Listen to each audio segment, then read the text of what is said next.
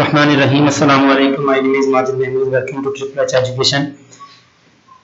Class 10th math lecture number 4 और question number 2 इसका part 4 लेके आपकी खिदमत में हाजिर हूँ। उम्मीद है आप सब खैरियत से होंगे। अल्लाह ताला आपको खुश रखे, अल्लाह की रहमतें और बरकतें आपके ऊपर नाज़िल होती रहें।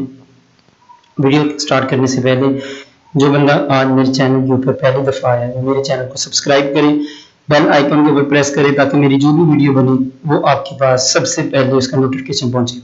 चलिए वीडियो स्टार्ट करते हैं। आज हमारा जो टॉपिक है वो lecture number 4 exercise 1.1 class 10th की मैथ है। क्वेश्चन नंबर 2 इसमें हम कर रहे थे सॉल्व बाय फैक्टराइजेशन से और आज इसका पार्ट 4 हम करने जा रहे हैं। तो क्वेश्चन नंबर 4 पार्ट 4 ये दिया हुआ x² - 11x = 152। ये एक इक्वेशन हमें दी हुई है, क्वाड्रेटिक इक्वेशन, और इसको हमने सॉल्व करना है फैक्टराइजेशन से। सॉल्यूशन की तरफ जाते हैं। x² - 11x = 152 ये वाला क्वेश्चन था। ये 152 = की दूसरी साइड पे इसको मैं लेफ्ट साइड पे लिया तो ये एक साइड पे प्लस हो तो दूसरी साइड पे आके माइनस हो जाती वैल्यू, तो इक्वल टू इधर 0 बच गया। अब आपने पेयर बनाने इसके फैक्टराइजेशन के लिए जब आपने करना है तो इसके पेयर बनाने पड़ेंगे। पहली वैल्यू को आखिरी वैल्यू के साथ मल्टीप्लाई करना है। ये वाली प्लस की है और ये वाली माइनस की है, तो प्लस को माइनस से मल्टीप्लाई करें तो ये देखिए -152x² आ गया। जब भी पहली वैल्यू और आखिरी वैल्यू को आपने मल्टीप्लाई करना है और आंसर माइनस में आए तो इसका मतलब आपने ये ज़हन में रख लेना कि एक पेयर प्लस का बनेगा, एक माइनस का बनेगा। अब रही बात कि माइनस का कौन सा बनना है और प्लस का कौन सा बनना है, तो दरमियान में जो साइन होगा, ये वाला दरमियान में जो भी साइन होना है वो एक बड़ी वैल्यू के साथ आना है। अगर दरमियान में माइनस है तो बड़ी वैल्यू के साथ माइनस आएगा, अगर दरमियान में प्लस है तो फिर बड़ी वैल्यू के साथ प्लस आएगा और छोटा नंबर जो है वो माइनस का बनेगा। अब आपने पहली वैल्यू को आखिरी वैल्यू से मल्टीप्लाई करने के बाद आंसर देखा जी 152 आया। हम दरमियान वाली वैल्यू के अब ऐसे दो पेयर बनाएंगे कि उनको मल्टीप्लाई करें तो हमारे पास ये 152 आंसर आए। अगर उन दोनों को माइनस करें तो हमारे पास ये दरमियान वाला आंसर 11 आना चाहिए। दोनों कंडीशंस जब सेटिस्फाई होंगी तो फिर इसका मतलब हमारे पेयर बनेंगे। तो मेरे पास जो पेयर है वो 19 × 8 है, तो 19 को 8 के साथ मल्टीप्लाई करूंगा तो 152 आ जाएगा। प्लस माइनस माइनस होता है, अगर मैं 19 में से 8 माइनस कर दूं तो ये दरमियान वाला 11 आ जाएगा। इसका मतलब कि इनके अलावा और कोई पेयर बनना ही नहीं, ये 19 और 8 है। तो देखें जी पहली वैल्यू x² वैसे लिख दी और -152 एंड वाली वैल्यू वैसे लिख देनी। दरमियान वाले के दो पेयर बन जाने, एक -19 और एक a+8 बन जाने।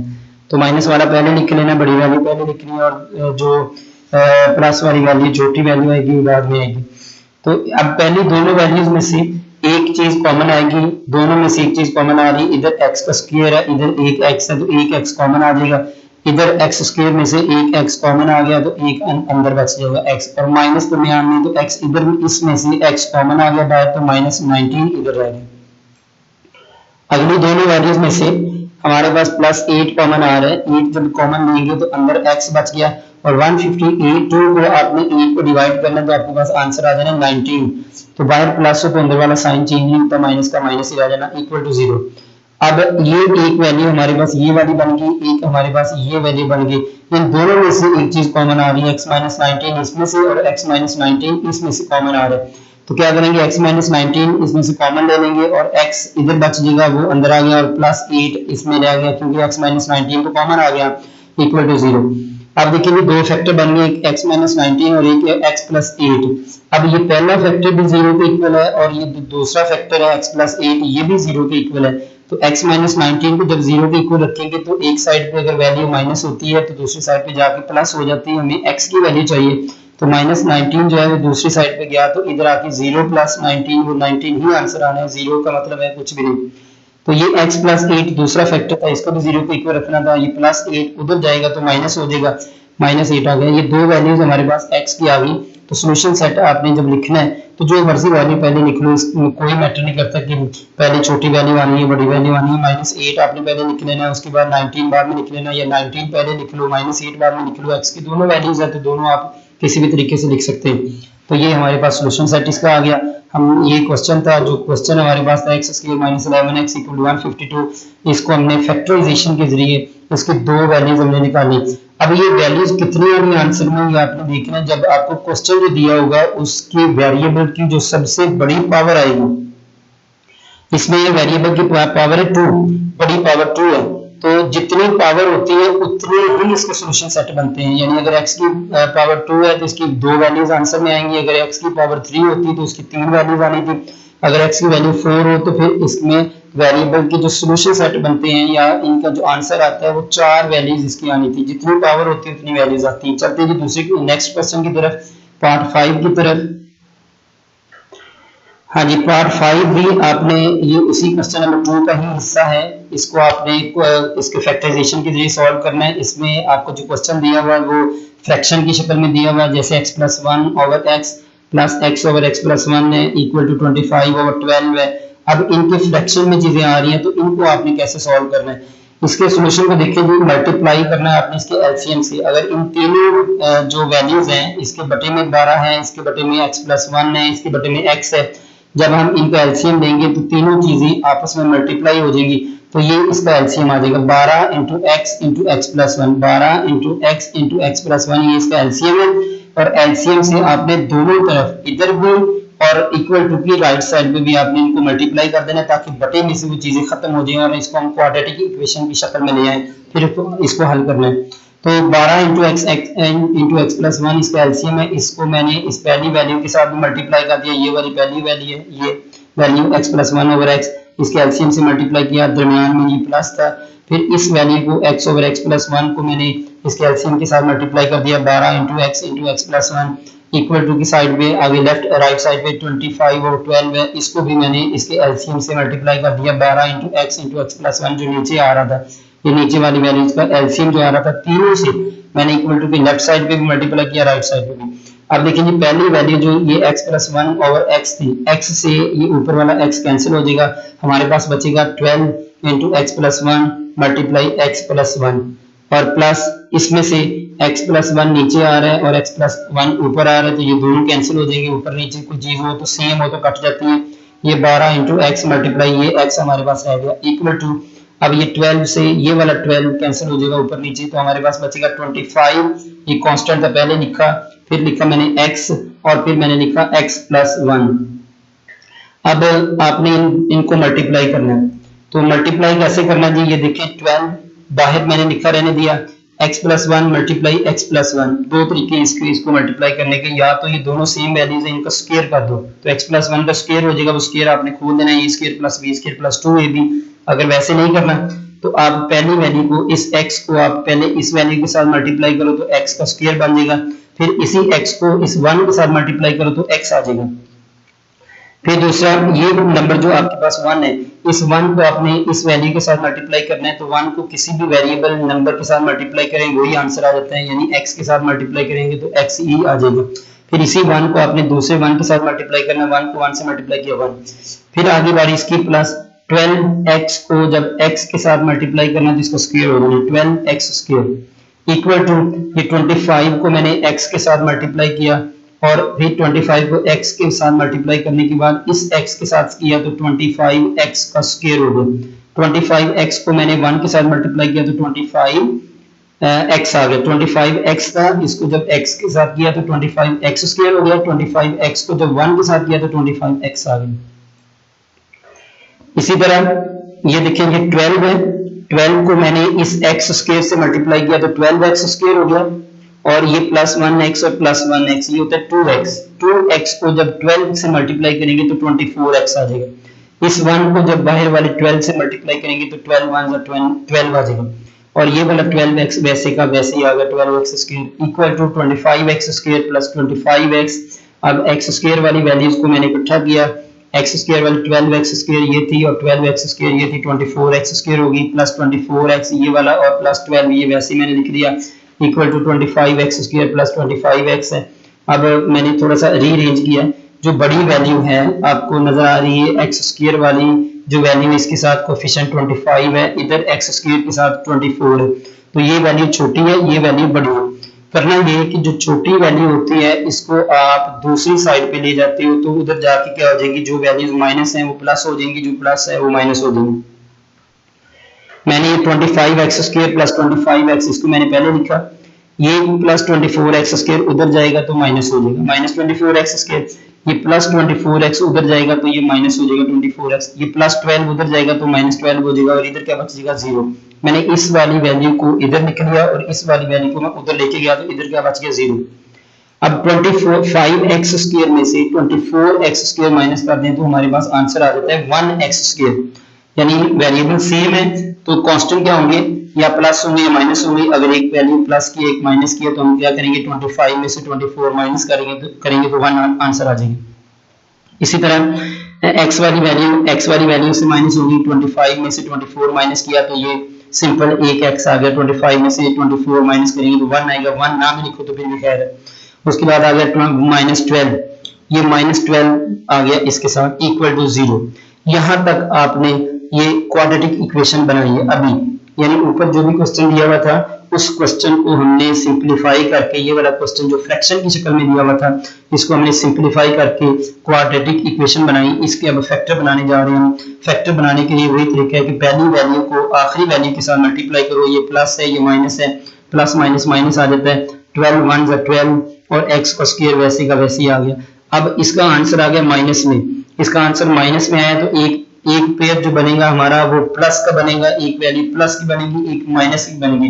अब देखना ये कि प्लस की वैल्यू कौन सी बननी है और माइनस की वैल्यू कौन सी बननी है, तो ये डिपेंड करता है दरमियान वाली जो वैल्यू होती है उसके साइन के ऊपर डिपेंड करता है।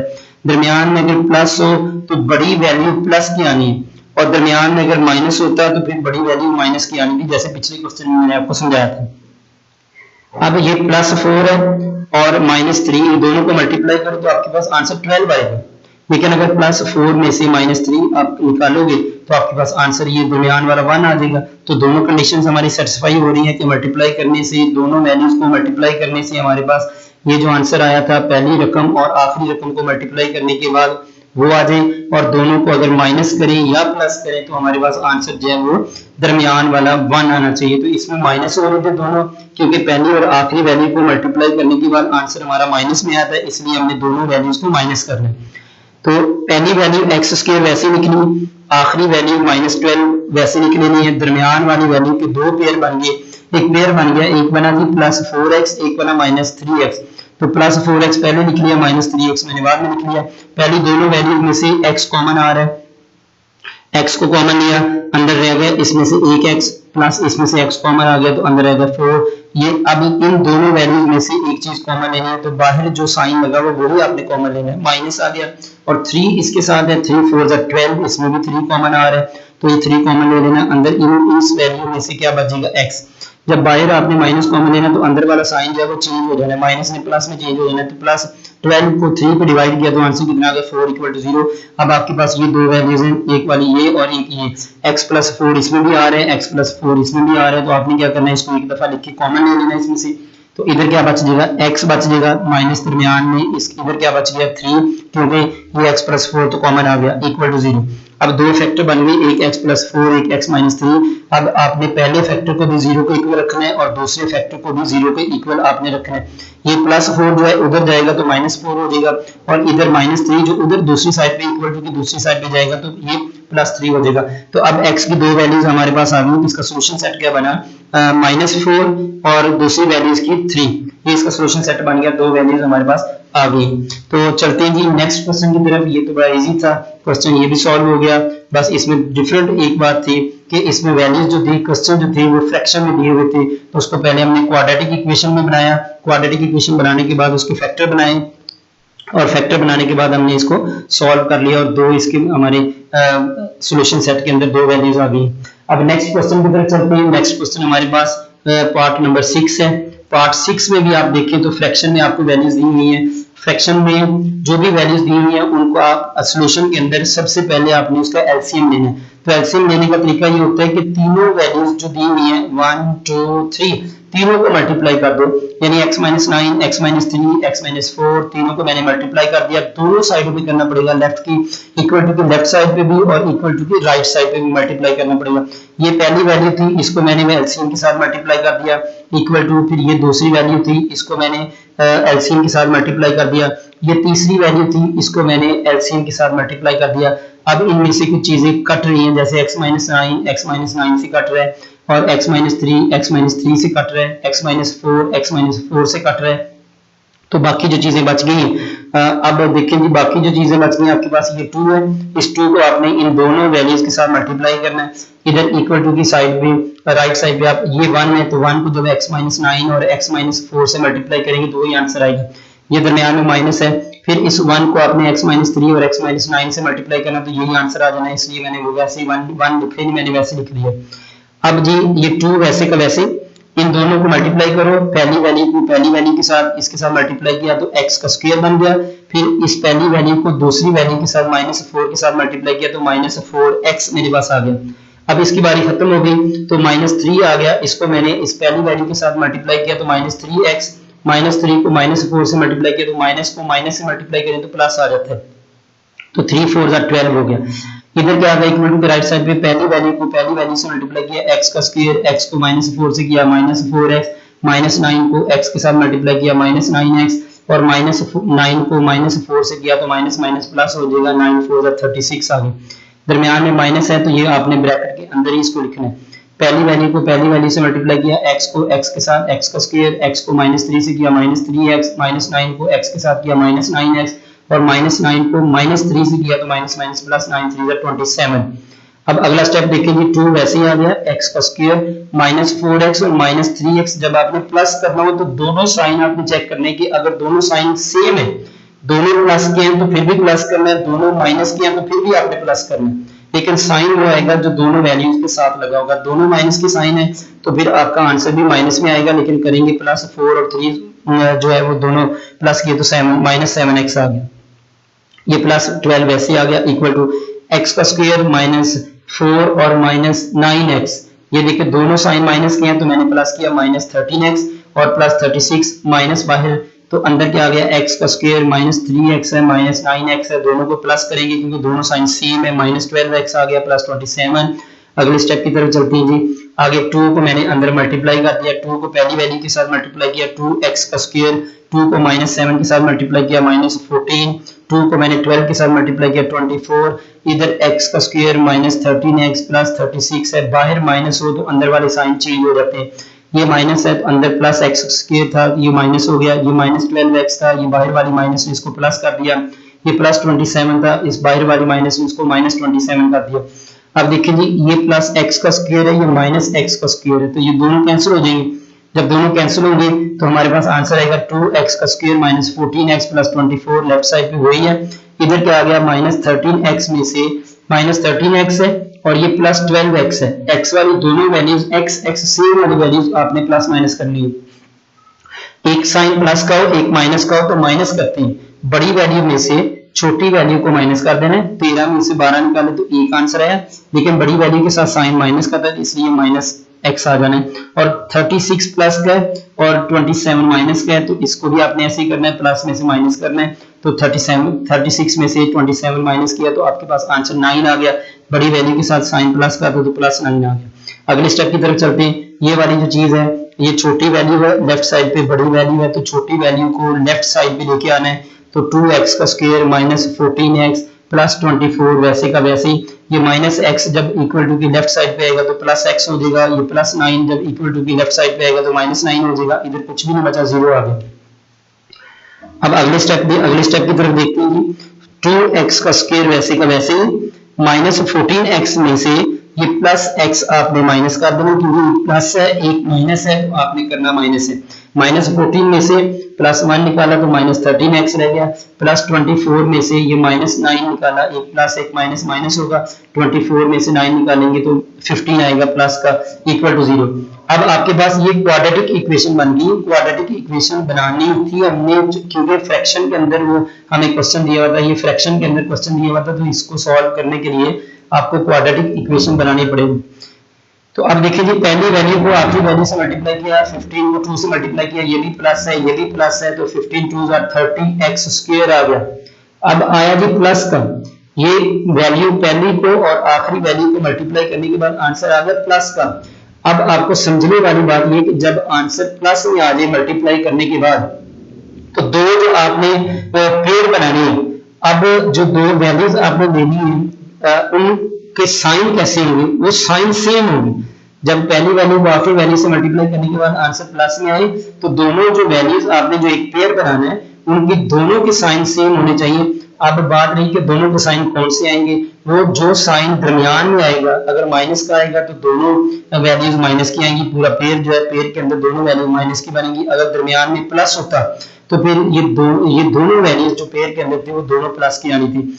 अब पहली वैल्यू को आखिरी वैल्यू से मल्टीप्लाई करने के बाद आंसर प्लस में आया तो इसका मतलब ये होगा कि हमने जो पेयर बनाया है, जो दो वैल्यूज हमने लिए उनको हम प्लस करेंगे तो दरमियान वाला आंसर आएगा, और अगर उन दोनों को मल्टीप्लाई करेंगे तो ये ऊपर जो मैंने मल्टीप्लाई करके लिखा है वो आंसर आना चाहिए। तो 10 को 3 से मल्टीप्लाई करें तो 30 आ जाता है, अगर 10 को 3 में ऐड करें तो आपके पास ये दरमियान वाला आंसर 13 आ जाता है। तो यही पेयर बनेगा। हालांकि 30 का पेयर एक और बन रहा था 6 मल्टीप्लाई 5, 6 मल्टीप्लाई 5 जो होता है वो 30 होता है, लेकिन अगर उन दोनों को ऐड करें तो हमारे पास आंसर 13 नहीं आता, 11 आता है। ये हमारा पेयर नहीं बनेगा।